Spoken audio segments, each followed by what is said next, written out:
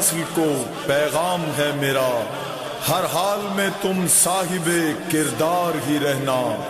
جب دین فروش بیچ رہے ہوں خدا کا دین، تم حق کا علم لے کے وفادار ہی رہنا۔ ہر بے ضمیر دشمن شبیر سے لڑ کر تم دار پہ بھی میثم تمار ہی رہنا۔ آنچ آئے نا شبیر کے مقصد پہ ہمیشہ، سب کچھ نثار کرنے کو تیار ہی رہنا۔ بزدل نہیں بننا، نہ عقیدے کو بدلنا، جیسے بھی ہو حالات آزادار ہی رہنا۔ اعوذ باللہ من الشیطان الرجیم، بسم اللہ الرحمن الرحیم، الحمد للہ رب العالمین، والصلاة والسلام علی اشرف الانبیاء والمرسلین، وخاتم النبیین مولانا مقتدانا وہادینا وسیدنا ابی القاسم محمد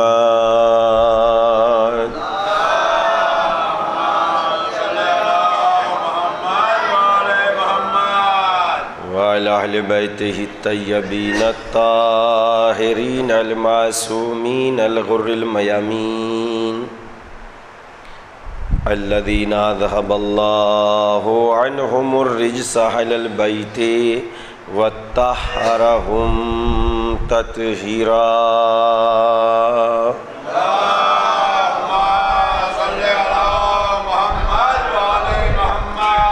اما بعد فقد قال امام الحسین علیہ السلام، واللہ انی لا اعلم اصحابا اوفا من اصحابی ولا اہل بیت ابرا و اوفا من اہل بیتی۔ صلوات پڑھے محمد وعلی۔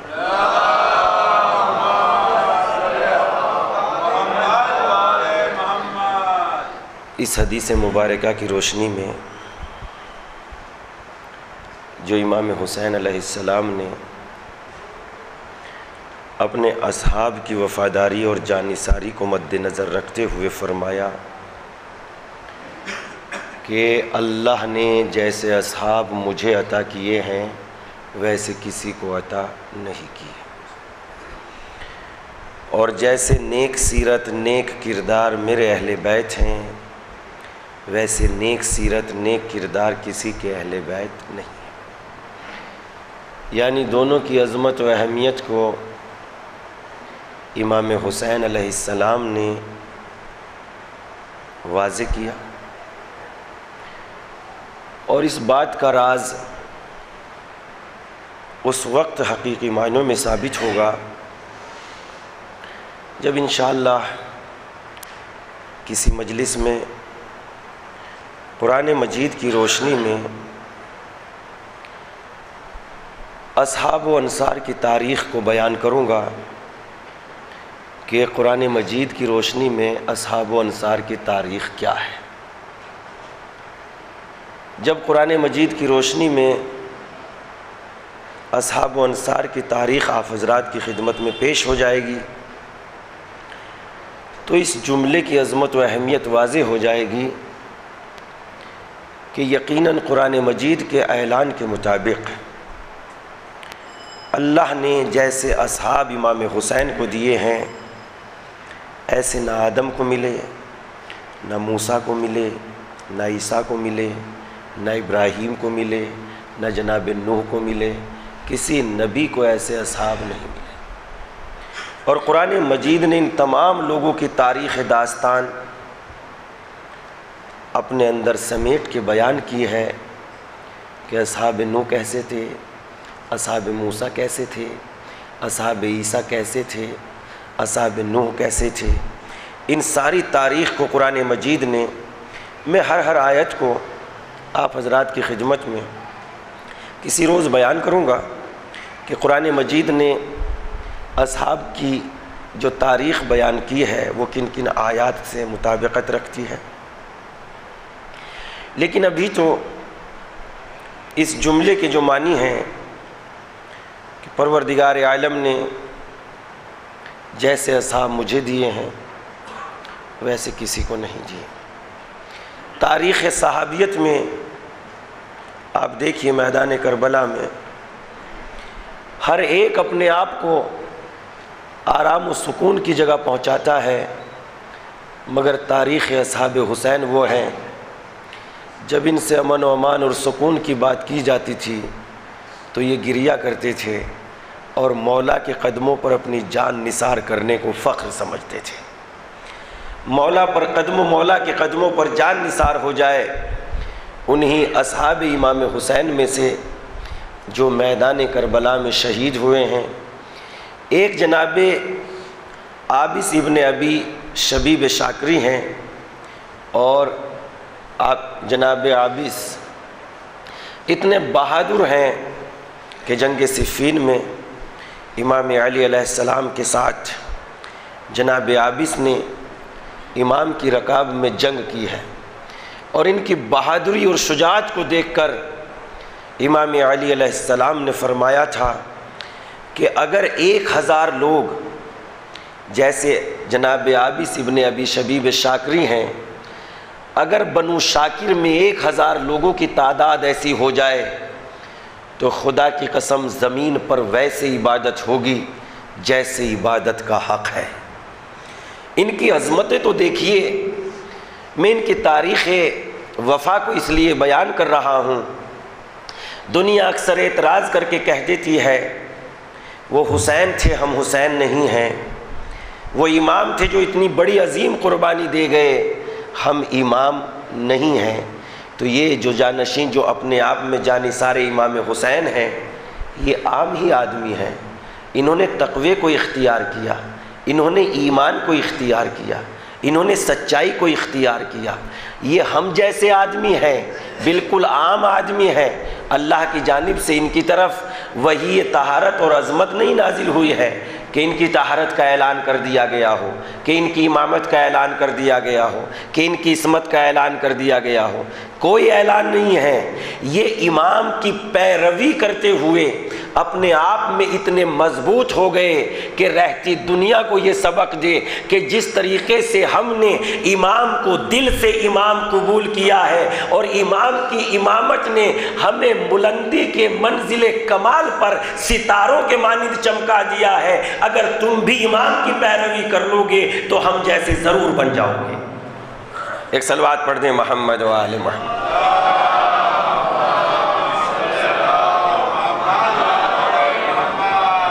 اگر تم بھی امامت کے حکم کی پیروی کرو گے، امام کی پیروی کرو گے، تو امامت کا مطلب یہ بالکل بھی نہیں ہے کہ ہم تعداد کے اعتبار سے قبول کر لیں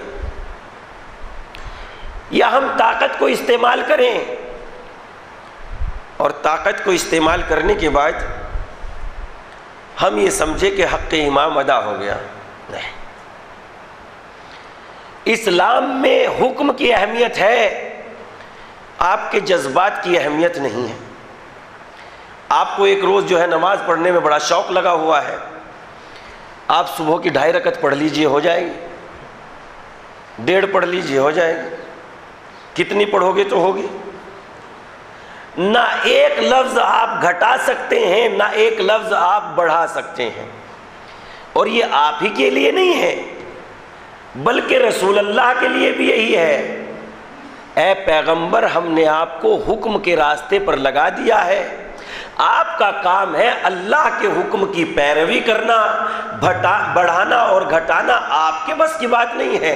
آپ کو بھی یہ اختیار نہیں ہے کہ آپ ہمارے حکم میں گھٹائی اور بڑھائی کر دیں، لہذا جب اللہ کے نبی کو یہ اختیار نہیں ہے تو عام انسان کو یہ اختیار کہاں سے ہو جائے گا؟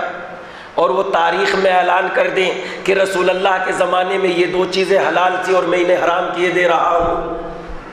ایک صلوات پڑھ دیں محمد و آل محمد پر۔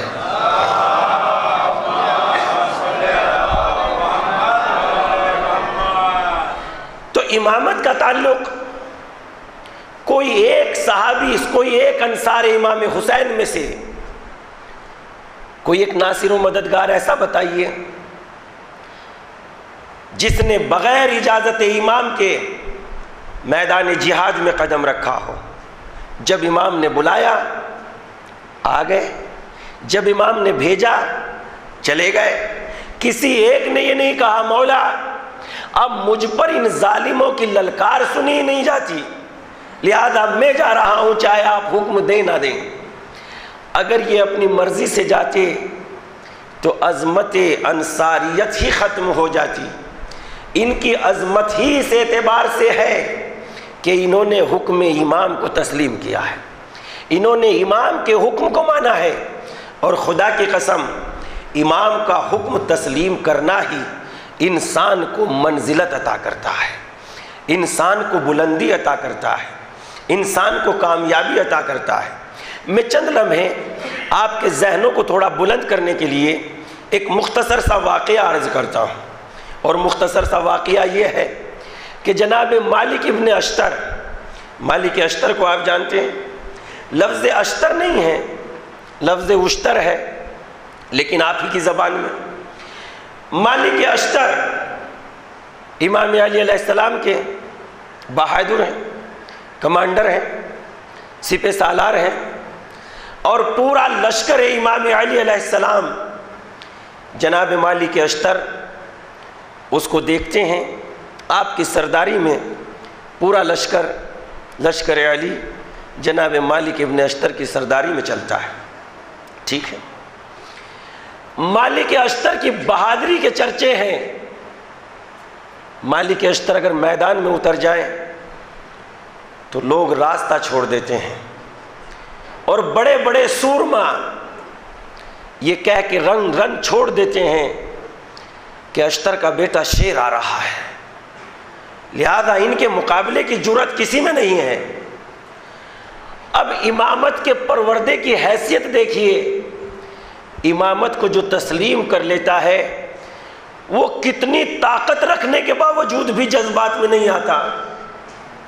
طاقت کا اندازہ ہو گیا، بے پناہ شجاع ہیں، بے پناہ بہادر ہیں، لیکن حد سے زیادہ طاقت ہے، لیکن ایک شخص جسارت کرتا ہے، اور جسارت کر کے آپ کے اوپر کوڑا کرکٹ ڈال دیتا ہے۔ اگر میرے پاس یہ طاقت ہوتی تو کیا میں یہ توہین برداشت کر لیتا؟ قطعی توہین برداشت نہ کرتا، اور ہوا بھڑکانے والے ہوا لگا دیتے، آگ لگانے والے آگ لگا دیتے۔ تمہاری اتنی عزت ہے اس سماج اور معاشرے میں، اور اس نے تمہارے اوپر کوڑا ڈال دیا اور تم خاموش رہے۔ لگاتے ہیں ایسے آگ لگانے والے کہ نہیں لگاتے؟ ان آگ لگانے والوں سے کہیے کہ کل اپنے لیے جہنم کا انتظام نہ کرنا، ورنہ یہ دنیا کی آگ تو بجھائی جا سکتی ہے، آخرت کی آگ کی تعریف یہ ہے کہ وہ دل سے اٹھے گی اور پورے بدن کو لپیٹ میں لے لے گی۔ ایک صلوات پڑھیں محمد و آل محمد پر۔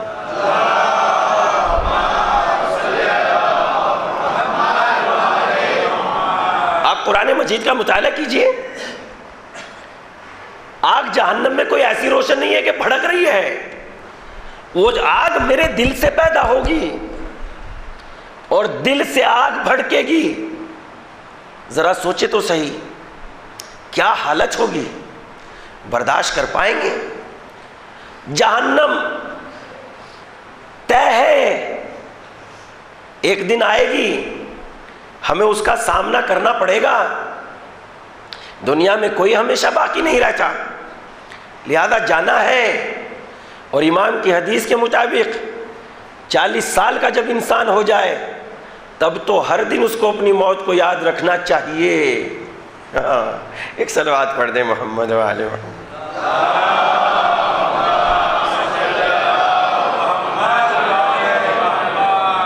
زیادہ غرور کرنے کی ضرورت نہیں ہے، اکڑنے کی ضرورت نہیں ہے۔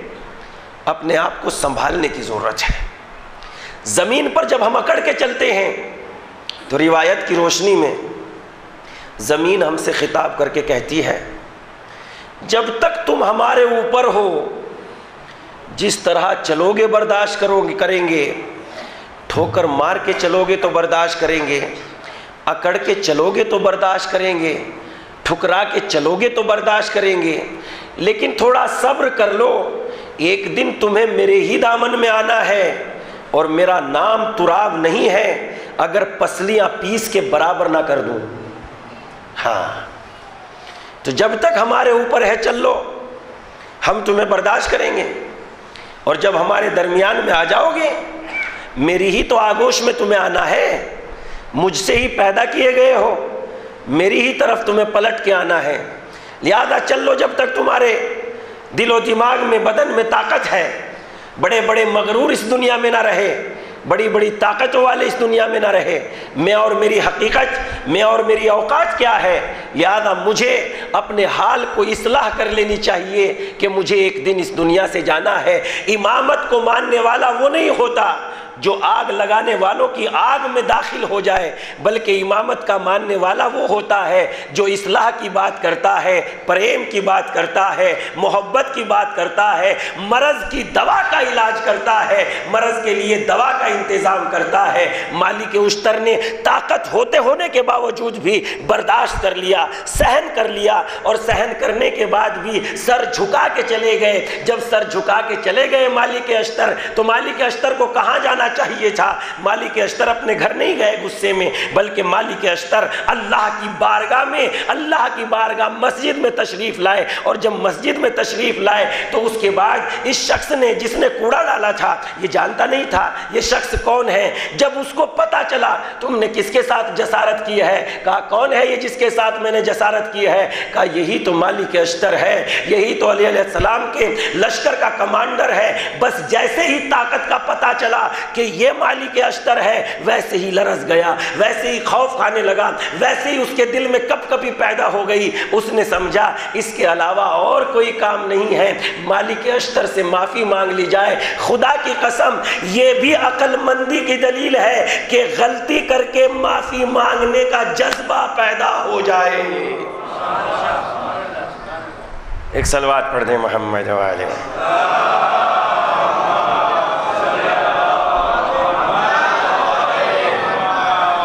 یہ بھی بڑی عقل مندی کی دلیل ہے۔ ایک ہمارے دوست ہیں، ڈاکٹر ہیں، سائیکولوجسٹ جس کو کہتے ہیں، نفسیات میں پی ایچ ڈی کیا ہے، اکثر ان کے لیکچر ہوتے ہیں، کہیں کہیں وہ ہم سے بھی مدد لیتے ہیں، بہت اچھی عمدہ قسم کی گفتگو کرتے ہیں۔ خواجہ مسجد میں امام باڑہ حال میں پروگرام ہو رہا تھا، ہم بھی اس میں بیٹھے ہوئے تھے۔ عجب سی تقریر کرنے کے بعد انہوں نے ایک بہت عمدہ مثال پیش کی اور کہنے لگے طاقت کے استعمال سے بات الجھتی ہے، سلجھتی نہیں۔ بڑی عمدہ بات کی، خدا کی قسم۔ کہنے لگے طاقت کے استعمال سے بات الجھتی ہے، سلجھتی نہیں، اور طاقت مسئلے کا حل کبھی نہیں بنتی۔ طاقت مسئلے کا حل کبھی نہیں بنتی۔ اور یہ لفظ کہنے کے بعد کہا اگر تم میں کسی میں بھی طاقت کے ذریعے بات کو سلجھانے کی صلاحیت ہے، اور تم میں کوئی ایک بھی اپنی طاقت پہ زوم رکھتا ہے، اور وہ یہ کر کے ایسے مٹھی بند کر کے کہنے لگے جس میں بہت زیادہ طاقت ہے وہ میری اس مٹھی کو کھول دے، یقیناً بڑے بڑوں نے طاقت لگائی، مٹھی بند ہی، مٹھی کھلی نہیں۔ اور جب نہیں کھلی انہوں نے کہا تم نے طاقت استعمال کی، ادھر کی بھی طاقت استعمال ہوئی، دونوں طاقتیں آپس میں ٹکرائی، نتیجہ کوئی برآمد نہیں ہوا۔ کہا نتیجہ کب برآمد ہوگا؟ اس مٹھی کے کھلنے کا اپائے کیا ہے، اس مٹھی کے کھلنے کا طریقہ کیا ہے؟ کہا اس کے طریقہ پوچھا لوگوں نے، بتا دیجئے اس کے کھلنے کا طریقہ کیا ہے؟ کہا ایک آدمی اٹھ کے آؤ۔ ایک آدمی اٹھ کے آیا، کہا مجھ سے پریم سے کہو پلیز اس مٹھی کو کھول دیجئے۔ اس نے پلیز کہہ کے کہا اس مٹھی کو کھول دیجئے۔ انہوں نے فوراً کہہ دی، کہا جو کام بڑی بڑی طاقتوں سے نہیں ہو سکتا وہ آرزو سے ہو سکتا ہے، التماس سے ہو سکتا ہے۔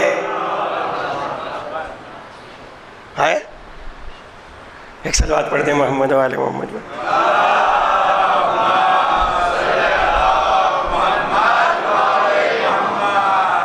دیکھیے یہ جو میری خطابت میں تھوڑی بہت ہی کمزوری آ جاتی ہے کہ نقطہ جب بیان کر دیتا ہوں تب آپ کو پتہ چلتا ہے کہ میں نے نقطہ بیان کیا، یہ میری کمزوری ہے۔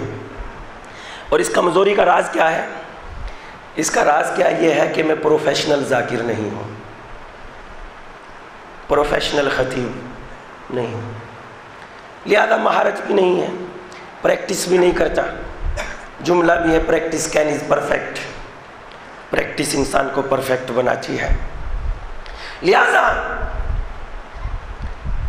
جہاں طاقت استعمال ہوتی ہے مسئلے کا حل نہیں ہوتا۔ جو کام بڑی طاقت نہ کر سکی اسے ایک آرزو نے کر دیا، اسے ایک منت نے کر دیا، اسے ایک لفظ پیار کے ایک لفظ نے کر دیا۔ لہٰذا پیار کی زبان سیکھیے۔ پیغمبر اسلام صلی اللہ علیہ وآلہ وسلم نے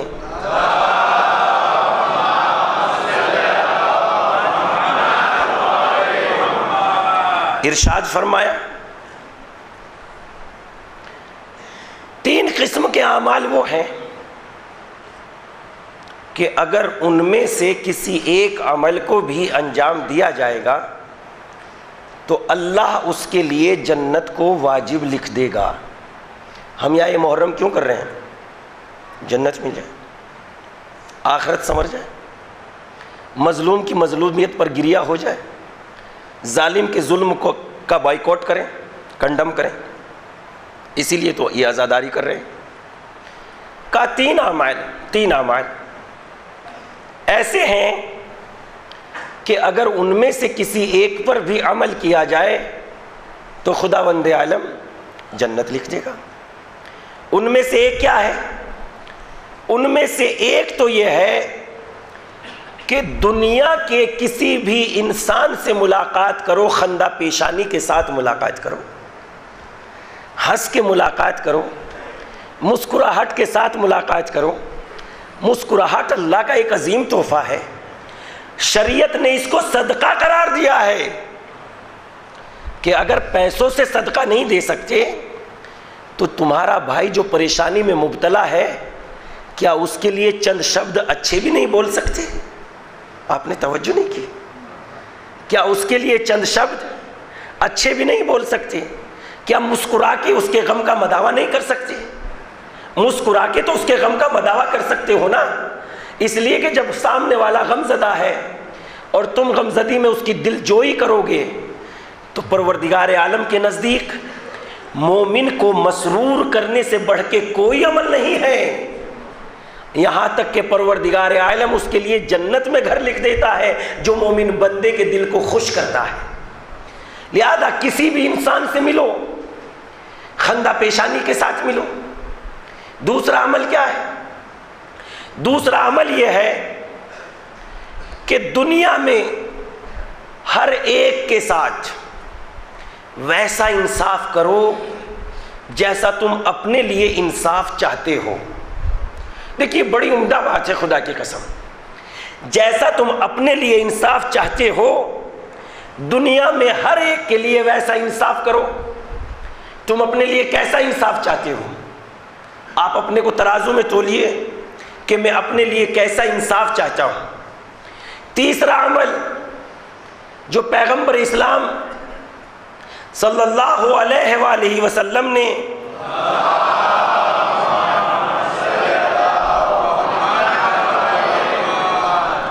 انسان کی توجہ دلائی ہے، ہر ایک کے ساتھ خندہ پیشانی کے ساتھ ملاقات کرو۔ دوسری جو اپنے لیے پسند کرتے ہو دوسروں کے لیے پسند کرو۔ تیسری بات پرفیکٹ یاد نہیں آ رہی کہ تیسری بات کیا تھی، لہذا بہتر یہ ہے کہ توڑ موڑ کے بات کو پریشان کر کے بیان کرنے سے کوئی ضرورت نہیں ہے۔ یاد نہیں آ رہی تو کیا اقرار کرنا ضروری نہیں ہے کہ میں اقرار کر لوں کہ مجھے یاد نہیں آ رہی؟ کیا توہین ہو جائے گی؟ نہیں، مجھے یاد نہیں آ رہی ہے۔ لہذا یہ بھی ایک بہت بہترین طریقہ ہے کہ اگر نہیں جانتے تو انکار کر دو کہ نہیں جانتا۔ اس لیے امیر المومنین علی ابن ابی طالب نے فرمایا جو یہ نہ کہے لا ادری وہ ہلاک ہو گیا، اور نہ جاننے میں شرمندگی نہیں ہے، غلط بیانی سے کام لینے میں شرمندگی ہے۔ صلوات پڑھ دیں محمد و آل محمد پر۔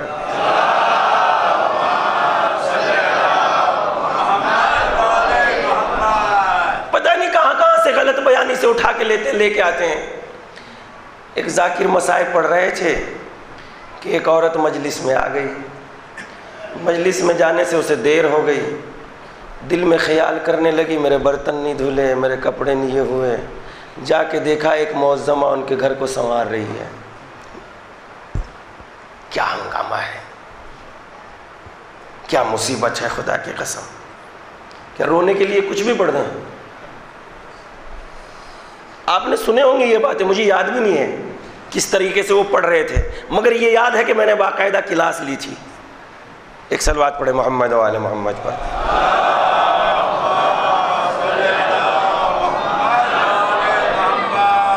چند خطبے بھی وجود میں آ گئے ہیں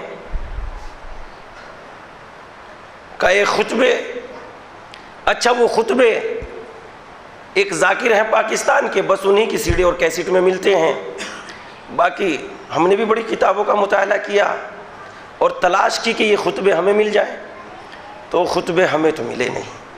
اب وہ کہاں سے لائے ہیں میں یہ نہیں کہہ رہا کہ وہ ہے نہیں، لیکن ان کے علاوہ کہیں دیکھنے میں آئے نہیں۔ علی اکبر علیہ السلام کا خطبہ، جناب مسلم علیہ السلام کا خطبہ، جب مسلم آئے کوفے میں تو آ کے کہنے لگے اے کوفے والو اگر تم حسین کے گھوڑے کی سم کی خاک کی پیروی کر لو گے تو جنت میں چلے جاؤ گے، مجھے یہ بات نہیں ملی۔ آپ نے سنا ہوگا، دیکھ لیجئے، سیڑیاں موجود ہیں، یوٹیوب بھی الحمدللہ موجود ہے۔ لہذا اس طریقے کی باتیں کرنے کی کوئی ضرورت نہیں ہے، سیدھی سچی بات کرنے میں بہت لطف ہے، ثواب بھی سچی باتوں میں ہی ہے، من گھڑت باتوں میں ثواب نہیں ہے۔ لہذا مالک اشتر امامت کا کنسپٹ، امامت کتنی عظیم ہوتی ہے، مالک اشتر نے برداشت کیا۔ کہاں آئے؟ مسجد میں آئے، مسجد میں آئے، اس نے دور دراز سے دیکھنا شروع کیا، کہاں جاؤں جو ان سے معافی مانگوں، کہاں جاؤں جو مجھ سے غلطی ہو گئی اور میں سورما سے معافی مانگ لوں، لہذا کہیں نظر نہیں آ رہے تھے۔ ایک ذہن میں اس کے جھٹکا آیا، مالک اشتر علی کے ماننے والے ہیں، اور علی کے ماننے والے مسجدوں سے دوری اختیار نہیں کرتے، علی کے ماننے والے مسجدوں میں قریب قربت حاصل کرتے ہیں، اور علی کی تو شان ہی یہ ہے، جب ضربت لگی، شب ضربت آپ کو معلوم ہے، جان کا دشمن، جان کا پیاسا چٹائی میں لپٹا ہوا سو رہا تھا، علی گلدستہ اذان پر جانے کے بعد خود اذان کہتے تھے، اور ایک مرتبہ امام نے اس کو جگا کے کہا اٹھ جا، نماز کا وقت ہو گیا ہے، جبکہ امام اس کے ارادے کو جانتے تھے، مگر یہاں امام نے کیا رہتی دنیا کو یہ سبق نہیں دیا۔ علی اس عبادت گزار کا نام ہے جو مسلمانوں کے لباس میں بھی اگر مسجد میں آ جائے جبکہ وہ مسلمان نہیں ہے تو علی اس کو بھی حکم نماز دیتا ہے۔ ایک صلوات پڑھ دیں محمد و آل محمد پر۔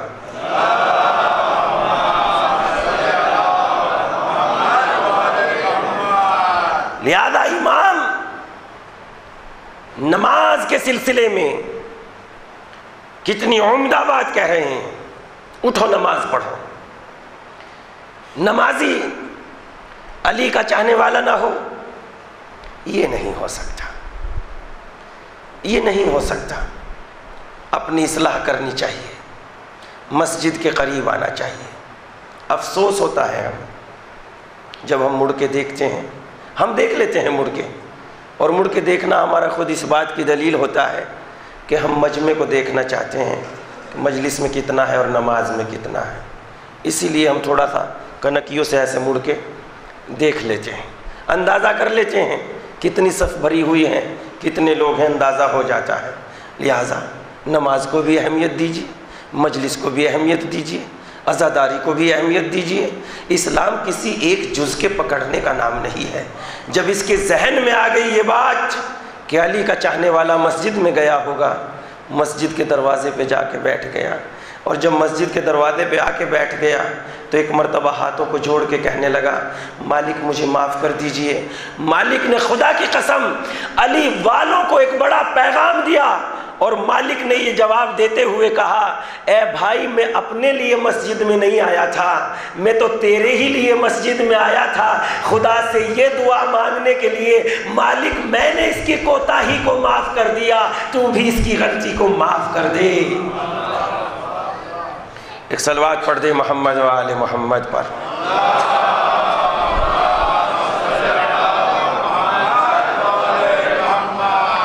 مالک تو بھی اس کی غلطی کو معاف کر دے، لہذا بھائی میں تو تیرے ہی لیے آیا تھا۔ مالک اشتر نے کتنی عظیم بات بتائی ہے۔ دیکھیے زیادہ معلومات ذہن میں پیدا ہو جائے یہ کمال نہیں ہے، تھوڑی سی بات یاد کر لیجئے اور بس اس پہ عمل کر لیجئے، جنت نصیب ہو جائے گی۔ تھوڑی سی بات یاد ہو جائے، بہت ساری معلومات کا خزانہ ہمارے سینے میں جمع ہو جائے اور ہم عمل اس پہ نہ کریں تو یہ خزانہ کوئی فائدہ نہیں دے گا۔ تھوڑی سی بات حاصل کر لیجئے۔ جب بات کر ہی رہا ہوں تو ایک جملہ عرض کرتا ہوں۔ پیغمبر اسلام کے زمانے میں وحی کی نزول تھا، وحی کا زمانہ تھا، لوگوں کے دلوں میں بڑا شوق تھا وحی پروردگار کو یاد کریں، قرآن مجید کو حفظ کریں، قرآن مجید کو سینوں کی زینت بنائیں۔ لہذا لوگ قرآن مجید کے پڑھنے اور پڑھانے میں بہت مہارت رکھتے تھے، اور پیغمبر نے بھی یہی فرمایا، خیرکم من علم القرآن تعلمہ، تم میں بہترین انسان وہ ہے جو قرآن سیکھے اور سکھائے، جو قرآن سیکھے اور سکھائے، تم میں بہترین انسان وہ ہے۔ اور یہاں تک روایت میں آیا ہے وہ گھر جن میں تلاوت قرآن مجید ہوتی ہے آسمان والوں کے لیے ایسے روشن ہوتے ہیں جیسے ستارے زمین والوں کے لیے روشن رہتے ہیں۔ اور دوسری بات عرض کرتا ہوں، حدیث رسول ہی ہے، جب یہ چاہو کہ خدا سے بات کرو، اچھا جب یہ چاہو کہ خدا سے بات کرو تو تلاوت قرآن مجید کرو۔ اس لیے قرآن مجید کی تلاوت خدا سے بات کرنے کا ایک طریقہ ہی تو ہے، وہ کلام خدا ہے۔ میں کلام خدا کو اپنی زبان پہ جاری کر رہا ہوں تو گویا خدا سے بات کر رہا ہوں، خدا سے ملاقات کر رہا ہوں۔ ایک حدیث میں اور پیغمبر نے فرمایا، قرآن کے طرق، قرآن کے راستوں کو پاک کرو۔ قرآن کا راستہ یہ منہ قرآن کا راستہ ہے، لہذا قرآن مجید کے راستے کو پاک کرو، اس زبان سے غلط باتیں استعمال نہ کرو۔ اس لیے یہ زبان وہ ہے جو تلاوت قرآن مجید کرتی ہے۔ ایک صلوات پڑھ دیں محمد و آل محمد پر۔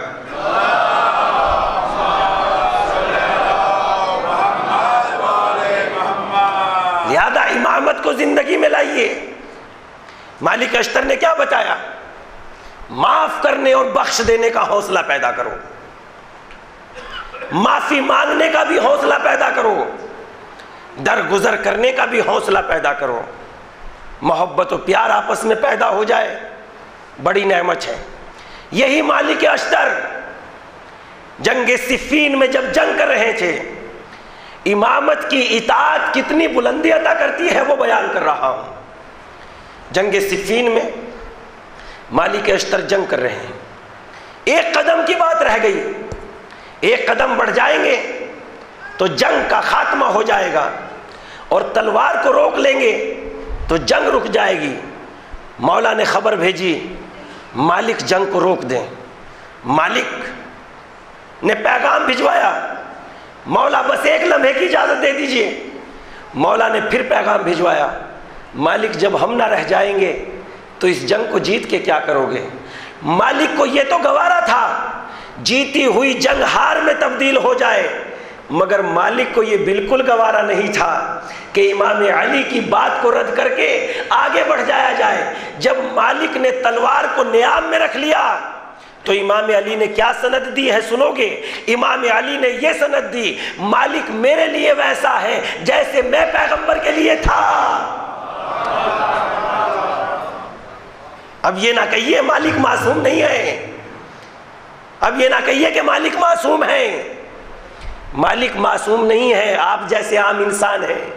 سیرت پر عمل کرنے کا حوصلہ پیدا کیجئے، سیرت پر عمل کرنے کا ارادہ پیدا کیجئے، خدا برکت عطا کر دے گا، خدا کی قسم، خدا نعمت عطا کر دے گا، خدا کی قسم۔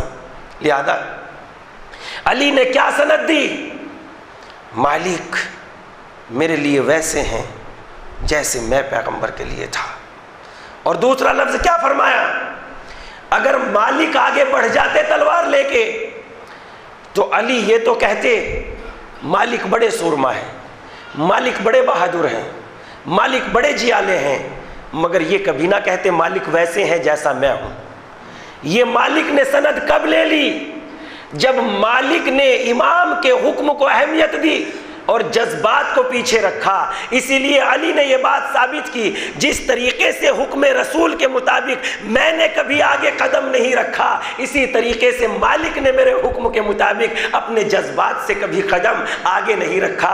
تو امامت کیا کہہ رہی ہے وہ سمجھنا ہے کہ نہیں سمجھنا؟ اور اس کے بعد ایک اور طاقت ہے جو میں نے کربلا کے میدان میں دیکھی ہے، بڑی شجاع ہے، بڑی بہادری ہے۔ اور امام علی علیہ السلام سے جب معلوم کیا مولا شجاع کس کو کہتے ہیں، مولا بہادر کس کو کہتے ہیں، امام نے یہ نہیں فرمایا شجاع وہ ہے جو بڑھ بڑھ کے حملہ کرتا ہو، شجاع وہ ہے جو اپنی بات پہ اڑ جاتا ہو، شجاع وہ ہے جو طاقت کا استعمال کرتا ہو۔ امام نے نہیں فرمایا، امام نے فرمایا اشجع الناس من غلب ہوا، لوگوں میں طاقتور وہ شخص ہے جو خود پہ حکومت کرتا ہو، خود پہ غلبہ حاصل کرتا ہو۔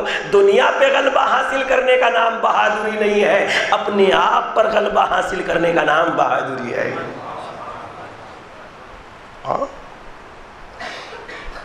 غلبہ کیجئے، میرا حق نہیں ہے، میرے بھائی کا حق ہے۔ محبت نہ ہو سینے میں دوسروں کے حقوق کے متعلق نکال کے دے دیجئے۔ کس لیے محبت؟ میرا نہیں ہے، لیکن درد یہی بنتا ہے بھائی کا حق ہے مگر دینے کو دل نہیں چاہتا۔ اس درد کی کیا دوا ہے؟ کون اس کا علاج کرے گا؟ کوئی نہیں کر سکتا۔ اپنے آپ کو ہمیں خود اپنا علاج کرنا ہے۔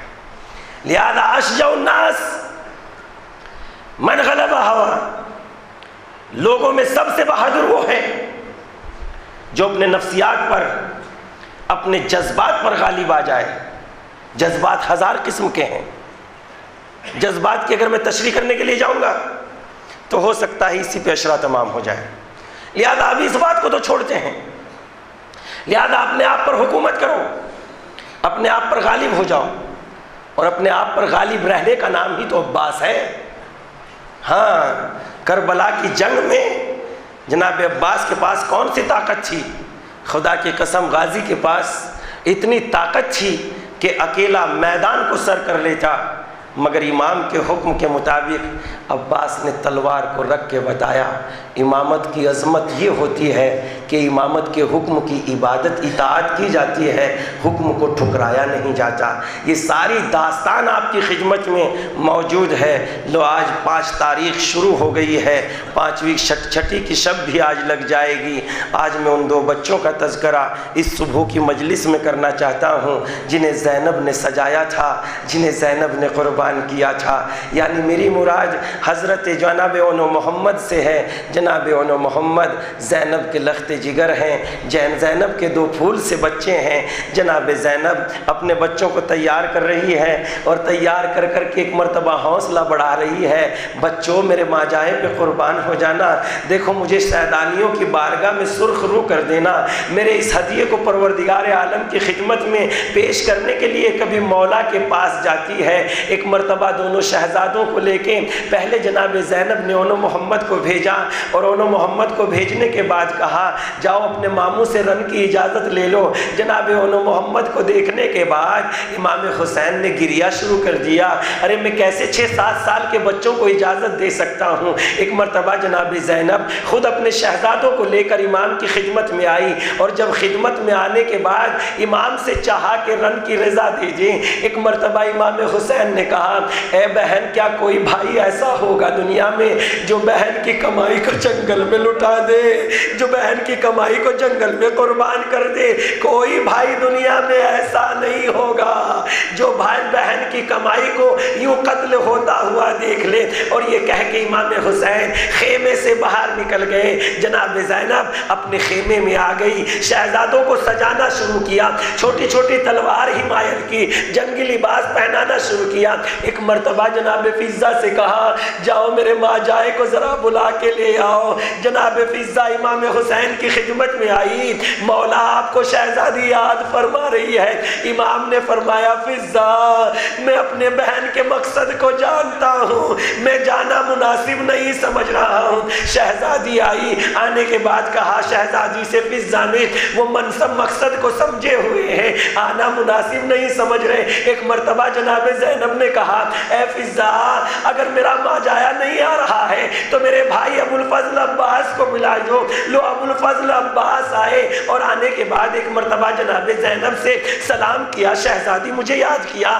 ہاں بھائی میں نے یاد کیا, اس لیے یاد کیا ہے دیکھو سید الشہداء امام حسین علیہ السلام بچوں کو اجازت نہیں دے رہے ہیں, میرے پاس خیمے میں نہیں آ رہے ہیں. جاؤ عباس تم ہی چلے جاؤ, میرے ماجائے کو بلا لاؤ. لو اجرکم اللہ. امام حسین خیمے میں آئے, جناب زینب کو دیکھا, بچے سجے ہوئے ہیں, بچے حمایت لگے ہوئے ہیں. جناب زینب نے بچوں سے کہا بچوں ماموں کے قدموں پہ سر رکھ دو اور ماموں سے رن کی اجازت لے لو. لو اجرکم اللہ. امام حسین علیہ السلام نے دونوں شہزادوں کو جنگ کی رضا دے دی. ایک مرتبہ جب رنگ کی رضا مل گئی, شہزادی نے دونوں کے منہ کا بوسہ لیا, چاند سے بچوں کو رخصت کیا, مگر ایک مرتبہ تلقین کر دی اے میرے شیرو, اے میرے شہزادوں, دیکھو جب فرات کا سامنا پڑے تو پانی کی طرف رخ نہ کرنا.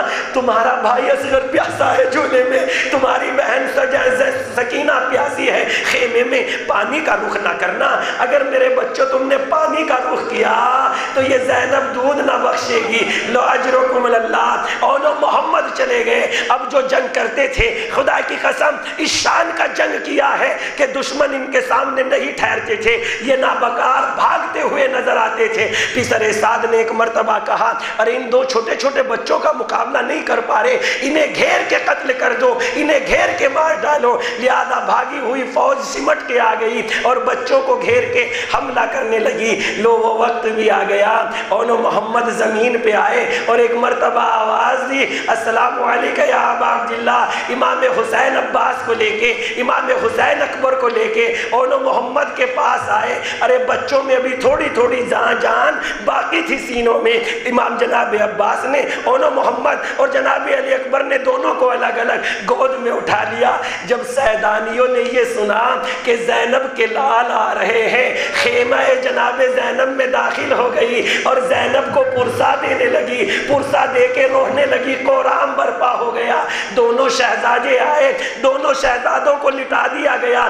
دونوں شہزادوں کا حال دیکھ کے ارے سیدانیاں روتی جاتی تھی, پرسا دیتی جاتی تھی, مگر بچوں میں جان باقی تھی. دونوں بچوں نے اپنی چھوٹی چھوٹی آنکھوں کو کھولا اور ماں کی جانب دیکھا, اور ماں کی جانب دیکھنے کے بعد ننھے ننھے ہاتھوں سے سلام کیا اور سلام کرنے کے بعد کہا اے والدہ گرامی ہم نے پانی کا رخ نہیں کیا ہے, ہمارا دودھ بخش دو. الا لعنت اللہ علی قوم الظالمین. وَسَيَعْلَمُ الَّذِينَ ظَلَمُوا أَيَّ مُنْقَلِبٍ يَنْقَلِبُونَ۔ پروردگارہ تجھے واسطہ محمد و آل محمد کا، ہماری اس مختصر سی عبادت کو قبول فرما۔ پروردگارہ پریشان حالوں کی پریشانیوں کو دور فرما۔ پروردگارہ محتاج و غریبوں کی پریشانیوں کو دور فرما۔ پروردگارہ ہمارے آنسوؤں کو رومال سیدہ میں جگہ عطا فرما۔ پروردگارہ ہماری عزاداری کو قبول فرما۔ پروردگارہ ہم میں آپ سے محبت اور اتفاق کی توفیق عطا فرما۔ پروردگارہ بیماروں کو شفاء کامل و عاجل عطا فرما۔ پروردگارہ بے اولادوں کو اولاد نرینہ عطا فرما۔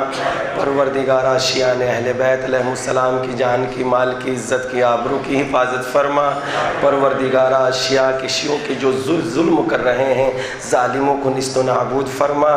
پروردگارہ تیری بارگاہ میں دعا ہے پرچم اسلام کو سر بلند فرما۔ پروردگارہ پرچم کفر و نفاق کو سر نگوں فرما۔ پروردگارہ اپنی آخری حجت کے ظہور میں تعجیل فرما، ہمیں ان کے اعوان و انصار میں شمار فرما۔ ربنا تقبل منا انک انت السمیع العلیم۔